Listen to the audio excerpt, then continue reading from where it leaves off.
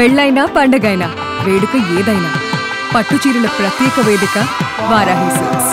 Hi hello, welcome to Suman TV. నేను మీ Roshan.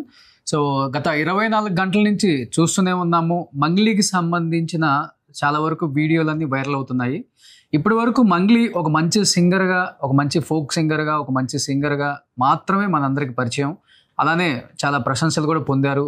And చాలా ఈవెంట్స్లో కూడా తను పాల్గొనటం, తన సింగింగ్కి చాలామంది ఫిదా అయిన ఫ్యాన్స్ని కూడా మనం చూస్తున్నాం. ఆమెని పొగిడిన సందర్భాలు కూడా మనం చూస్తూనే ఉన్నాం.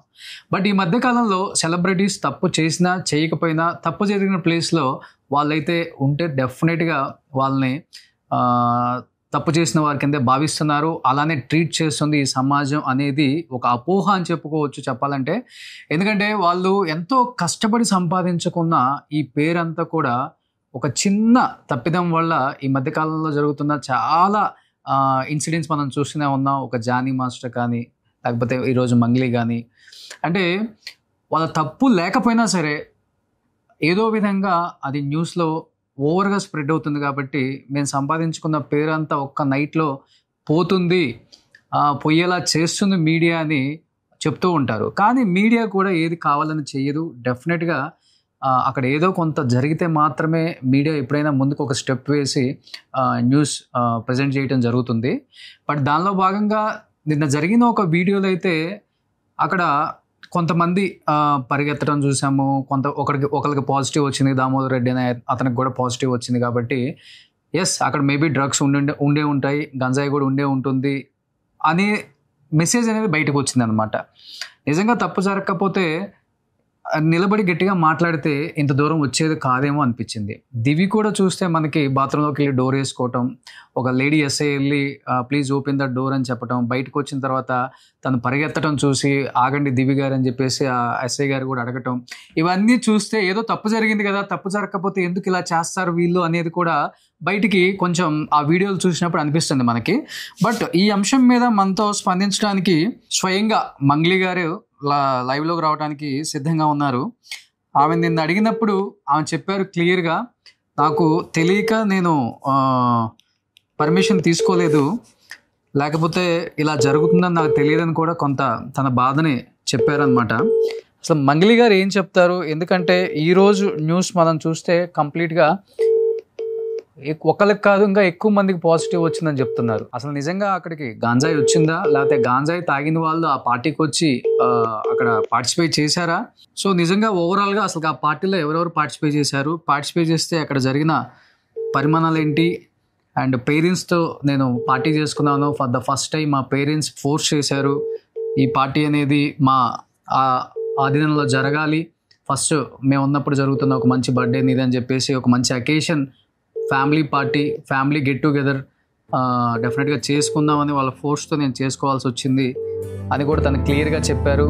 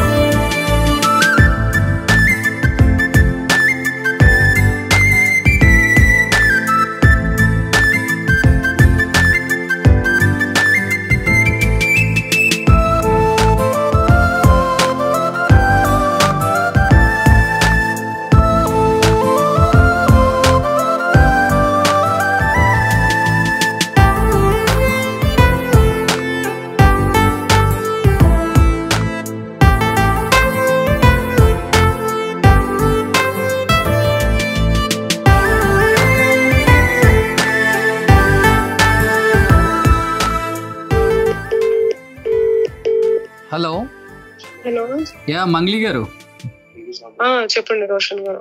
సో మంగ్లీ గారు చూస్తున్నాం నిన్నటి నుంచి కూడా ఓవరాల్ మీడియా అంతా కూడా మంగ్లీ మంగ్లీ మంగ్లీ మంగ్లీ మంగ్లీ పార్టీ, డ్రగ్స్, గంజా ఇదే వినిపిస్తుంది మనకి. చూస్తేనేమో నేను డీసీపీ గారి స్టేట్మెంట్ కూడా చూశాను.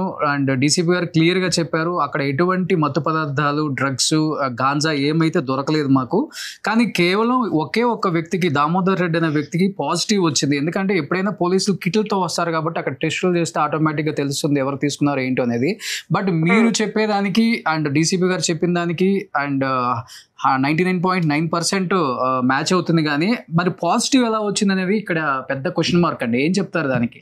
అదే అండి, నిన్న డీసీపీ గారు చెప్పారు కదా, ఇట్లా బర్త్డే పార్టీ జరుపుకున్నారు, ఎవరు లేరు అక్కడ, వాళ్ళ ఫ్యామిలీ ఉన్నారు అండ్ లోకల్ లిక్కర్ మాత్రమే ఉంది, విదేశీ లిక్కర్ అసలు లేనే లేదు అక్కడ అని చెప్పాడు. చెప్పిన తర్వాత అందరికి టెస్టులు చేయగా నన్ను అందరినీ కూడా టెస్టులు చేసిర్రు, యూరిన్ టెస్ట్ అంతా టెస్టులు చేసిన తర్వాత అందరికి నెగిటివ్ వచ్చింది, ఒక పర్సన్ కి పాజిటివ్ వచ్చింది. అది కూడా అతను ఎక్కడో తీసుకున్నాడని చెప్పి కూడా తేలింది, అది పోలీస్ వాళ్ళే చెప్పారు. ఎప్పుడో 1 week 10 days బ్యాక్ తీసుకున్నట్టు, ఎక్కడో ఏదో పార్టీలో తీసుకున్నట్టు. అయితే అది ఎక్కడో తీసుకున్న దానికి అది మన మీద రుద్దడం, మన పార్టీలో ఊహించగలుగుతామా మనం ఇలా అంతా జరుగుతుందని మనకు తెలియదు కదా. సో మనం ఫ్యామిలీ పార్టీ జరుపుకుంటున్నాం, వాళ్ళు అనుకోకుండా సడన్ గా సివిల్ డ్రెస్ లో వస్తే వాళ్ళు పోలీసులని ఎట్లా అనుకుంటాం మనము చెప్పండి? వాళ్ళు వీడియో కంటిన్యూ తీస్తూ ఉంటే ఎవరు అనుకుంటారు పోలీసులు సివిల్ డ్రెస్ లో వస్తే చెప్పండి?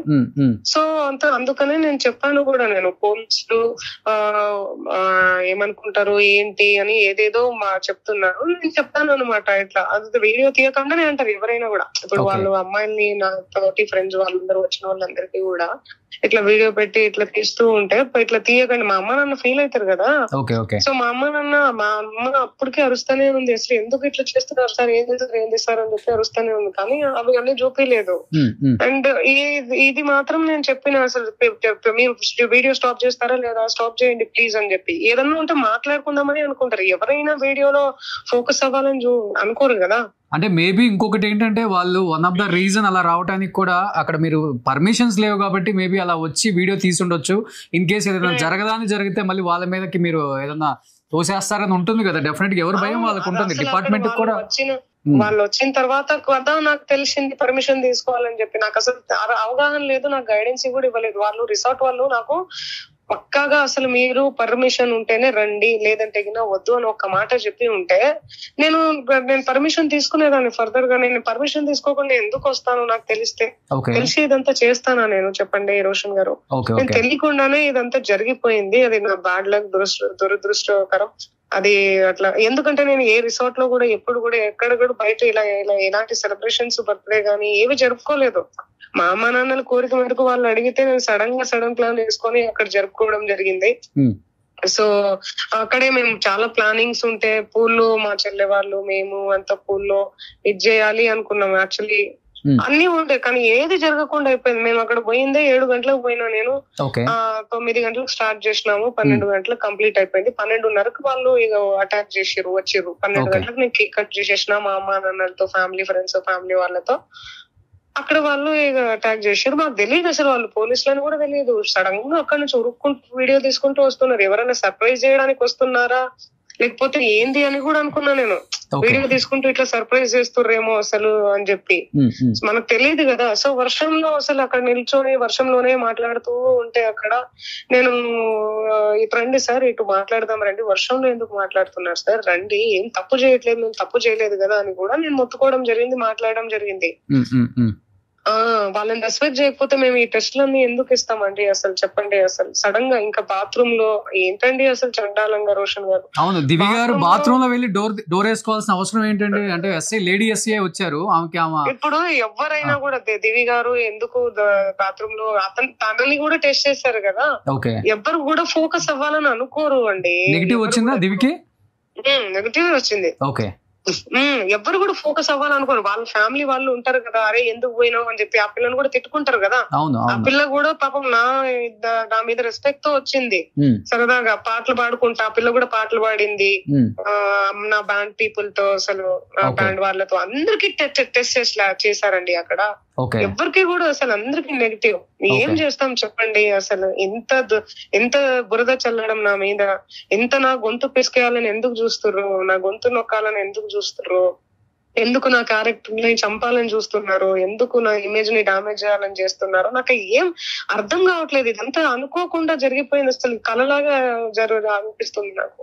కానీ మంగ్లీ గారు ఒకటైతే వాస్తవం, ఇండస్ట్రీ మొత్తానికి తెలుసు మంగ్లీ అంటే ఏంటి, మంగ్లీ క్యారెక్టర్ అంటే ఏంటి, మంగ్లీ పాటలు అంటే ఏంటి, మంగ్లీని ఎంత గౌరవిస్తారో ఇష్టపడతారో అంతవరకు ఓకేనండి, నేను కాదని చెప్పను.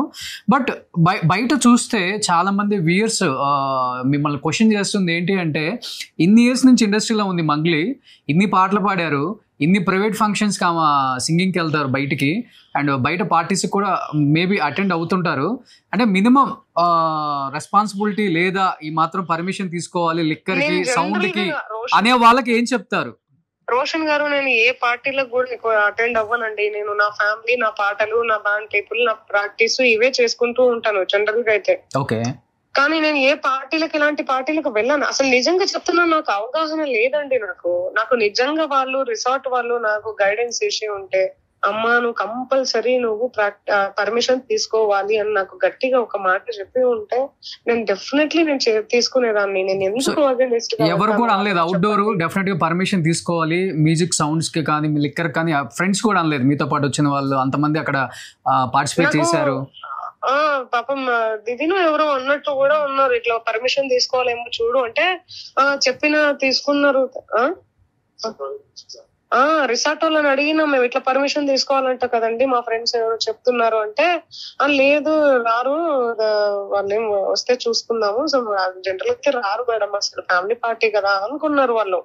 వాళ్ళకి ప్రాపర్ ఉండి ఉంటే నేను డెఫినెట్లీ తీసుకుంటుండే. నాకు తెలీదు కదా, ఫస్ట్ టైం అండి ఇది నేను జరుపుకోవడం, ఇట్లా బర్త్డే సెలబ్రేషన్ ఫస్ట్ టైం. మీ మీద రావడం కూడా ఫస్ట్ టైం, ఇది అసలుకి రావడం కూడా ఫస్ట్ టైం, జరుపుకోవడం కూడా ఫస్ట్ టైం. జనరల్ గా నాకు అసలు ఈ బర్త్డే పార్టీలు ఇవన్నీ ఇష్టం ఉండదు, జరుపుకోను కూడా. ఎక్కడన్నా పోయి ఆ వృద్ధాశ్రమంలో గాని, అనాథ పిల్లలు వీళ్ళు ఉంటే వాళ్ళకి ఏమైనా ఫుడ్ గానీ, లేకుంటే దేవుడి దగ్గర గుడ్లకు వెళ్ళిపోవడం గానీ ఇలా చేస్తూ ఉంటా నేను.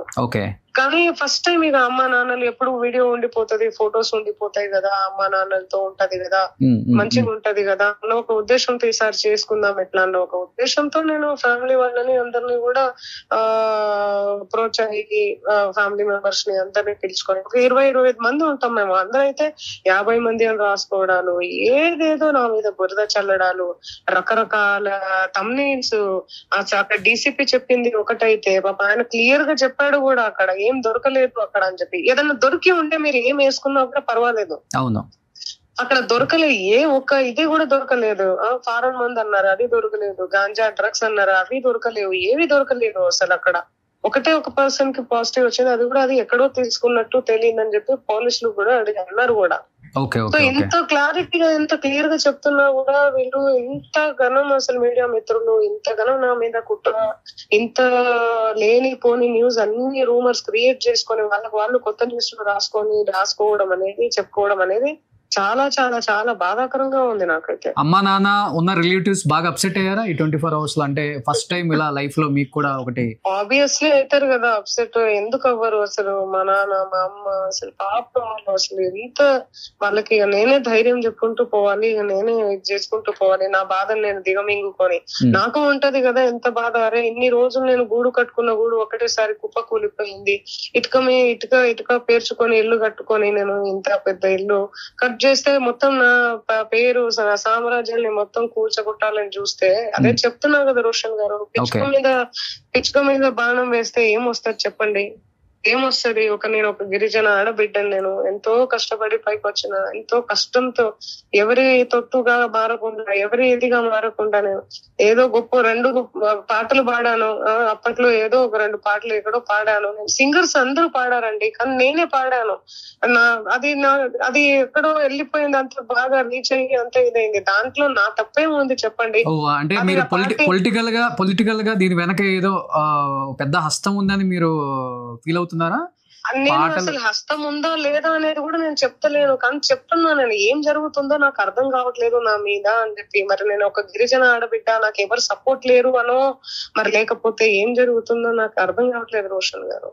అంతే, ఇంకేం లేదు. నేనైతే క్లారిటీగా చెప్తున్నా, అక్కడ ఏమీ దొరకలేదు, అసలు ఏమీ అక్కడ లేదు కూడా. కానీ దాన్ని వీళ్ళు బాగా హంగామా చేస్తున్నారు. అది రోషన్ గారు. నిద్రపోయారా అసలుకి? చాలా డల్ గా మాట్లాడుతున్నారు. ఎక్కడ ఫోన్ కాల్స్ అవి ఇవి ఉంటాయి కదండి, అయ్యాయి. సడన్ గా ఇలాంటిది వస్తే ఎలా నిద్ర పడుతుందండి చెప్పండి? అసలు అంటే ఏందబ్బా అసలు ఇది డ్రగ్స్, ఒక రకరకాల తమ్నేల్స్ అండి బాబోయ్, రకరకాల తమ్నేల్స్ అండి. ఏం తమ్నేల్స్ అండి అవన్నీ చూస్తే ఏమనుకుంటారు ప్రజలు, జనాలు అందరూ, నన్ను ఇష్టపడే జనాలు. మంగ్లీ అంటే ఒక స్పిరిచువల్స్ ఇమేజ్ ఉంది, మంగ్లీ అంటే ఒక ట్రెడిషనల్ ఇమేజ్ ఉంది. ఆ ఇమేజ్ ని డామేజ్ చేయడం అసలు ఏమనుకుంటారు పాపం ఇన్నోసెంట్ ప్రజలందరూ, జనాలు ఏమనుకుంటారు వాళ్ళు? అరే ఏంది అసలు ఇట్లనా అనుకోరా అసలు. వాళ్ళు ఎప్పుడు కూడా అసలు మంగ్లీ అంటే స్పిరిచువల్, మంగ్లీ అమ్మ ఎంత బాగా పాటలు పాడతావు, మా శివుడు పాటలు గాని, అమ్మవారి పాటలు గాని, ట్రెడిషనల్ పాటలు గాని, మన ట్రెడిషనల్ ఫెస్టివల్ పాటలు గాని అంటూ ఉంటారు.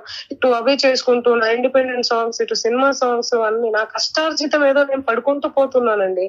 నేను ఎక్కడ కూడా నేను ఎవరికి భజన చేసి కూడా నేను బతుకుతలేను. నేను నా కష్టార్జితం మీదనే పాటలు పాడుతూ నేను వెళ్తున్నాను ముందుకి. దాన్ని కూడా వీళ్ళు గొంతులోకేయాలని, నన్ను చంపేయాలని, నా క్యారెక్టర్ ని ఎందుకు నా మీద బురద చల్లుతున్నారో నాకు అర్థం కావట్లేదు. దట్టు డీసీపీ గారు చెప్పినప్పుడు కూడా దాన్ని అసలు పక్కగా అసలు వదిలేశారు. అసలు డీసీపీ గారు చెప్పింది కూడా వదిలేశారు. నేను చూసాను, డీసీపీ గారు స్టేట్మెంట్ కూడా విన్నాను, 1-2 సార్లు విన్నాను. క్లియర్ గా అక్కడ ఎటువంటి మత్తు పదార్థాలు దొరకలేదని క్లియర్ గా చెప్పారు ఆయన. బట్ ఒకటైతే చెప్పగలను మంగ్లీ గారు, ధైర్యంగా ఉండండి. ఇలాంటి టైంలోనే మీరు చాలా స్ట్రాంగ్ గా ఉండాలి. ఎందుకంటే ఇండస్ట్రీకి తెలుసు మీరేంటో, సౌత్ ఇండస్ట్రీ మొత్తానికి తెలుసు. అన్ని లాంగ్వేజెస్ లో ది బెస్ట్ హిట్ సాంగ్స్ పాడారు ప్రతి హీరోకి, ప్రతి మ్యూజిక్ డైరెక్టర్కి. అండ్ ఎస్పెషల్లీ ఆడియన్స్కి తెలుసు మంగ్లీ ఏంటో, మంగ్లీ క్యారెక్టర్ ఏంటో, మంగ్లీ ఎలా ఉంటారో. మంగ్లీ ఎటువంటి ప్రైవేట్ పార్టీస్కి కూడా రాదని అందరికీ తెలుసు. బట్ ఏదో టైం కొంచెం బ్యాడ్ నడిచినప్పుడు ఇట్లాంటివి జరుగుతుంటాయి. బట్ ఇలాంటి టైంలోనే మీరు చాలా స్ట్రాంగ్గా ఉండాలి. ఈ టైంలో మీరు పేరెంట్స్కి చాలా అంటే చాలా ధైర్యం చెప్పాలండి. ఎందుకంటే వాళ్ళకి ఏం తెలియదు ఇండస్ట్రీ అంటే. పాపం ఫస్ట్ టైం వాళ్ళు కూడా ఇలాంటిది ఫేస్ చేసి ఉంటారు.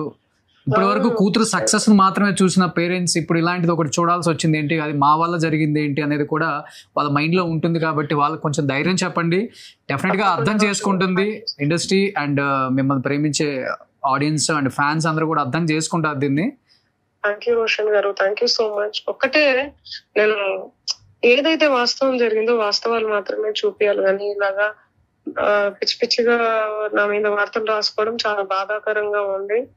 అదైతే చెప్పగలుగుతా నేను అంతే. థ్యాంక్ యూ రోషన్ గారు. సో థ్యాంక్ యూ మంగ్లీ గారు, లైవ్ లోకి జాయిన్ అయినందుకు థ్యాంక్ యూ సో మచ్.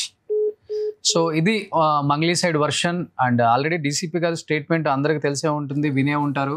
ఎటువంటి తప్పు జరగకుండానే నా మీద ఇన్ని రకాల న్యూస్లు స్ప్రెడ్ చేస్తున్నారు. చాలా చాలా బాధగా ఉంది. ఒక గిరిజన బిడ్డని ఎంతో కష్టపడి ఇండస్ట్రీకి వచ్చి ఎవరి సపోర్ట్ లేకుండా ఇన్ని సూపర్ డూపర్ హిట్ సాంగ్స్ పాడి, మంగ్లీ అంటే ఈరోజు బయట ఒక రోల్ మోడల్గా తీసుకుంటారు, ఇన్స్పిరేషన్గా తీసుకుంటారు. అలాంటి ఒక లేడీని పట్టుకొని ఈ విధంగా నన్ను మాట్లాడుతున్నారనే బాధ అయితే తను క్లియర్గా చెప్తున్నారు, అర్థమవుతుంది మనకు కూడా.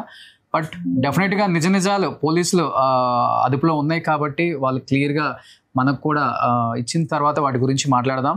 అండ్ తనే క్లియర్గా చెప్తున్నారు, ఒకరికైతే పాజిటివ్ వచ్చింది, ఆయన వేరే చోట తీసుకుని ఉంటారు. మేబీ ఇప్పుడు ఫ్రెండ్స్ అన్నాక చాలామంది ఫ్రెండ్స్ ఉంటారు ఇండస్ట్రీలో, ఎస్పెషల్లీ అన్ని రకాల ఫ్రెండ్స్ ఉంటారు. కాబట్టి ఎవరు ఎలాంటి రూట్స్ వెళ్తారో మనకు కూడా తెలియదు.